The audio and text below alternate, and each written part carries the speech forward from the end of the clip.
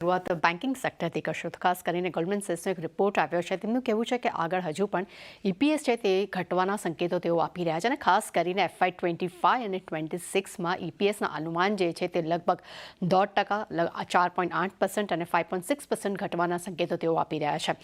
તેમનું કહેવું છે કે કન્ઝ્યુમર રિટેલ્સના ક્રેડિટ ગ્રોથમાં એક કન્સોલિડેશન મૂડ પણ જોવા મળી શકે છે અને ખાસ કરીને પ્રી પ્રોવિઝન ઓપરેટિંગ પ્રોફિટ જે છે અને ROA એમાં પણ નરમાશ જોવા મળી શકે છે. પરંતુ HDFC બેંક તેમને સૌથી વધુ પસંદ આવનારું કાઉન્ટર છે અને સામે Kotak Mahindra bank, AU small finance bank પણ તેમના પસંદીદા પિકમાં જોવા મળી રહ્યા છે. સાથે ચોલા ઇન્વેસ્ટમેન્ટ અને SBI આ બંને માટે પણ તેમના તરફથી આપણને પસંદીદા એક કાઉન્ટર જોવા મળી રહ્યા છે. અને છેલ્લા કાઉન્ટર પર નજર કરી રહીશું શેર પર, એ છે લોયડ મેટલ્સ. અહીંયા DAM કેપિટલનો એક બ્રોકરેજ રિપોર્ટ આવતો જોવા મળ્યો છે. અહીંયા તેમને બાય રેટિંગ્સ આપ્યા છે.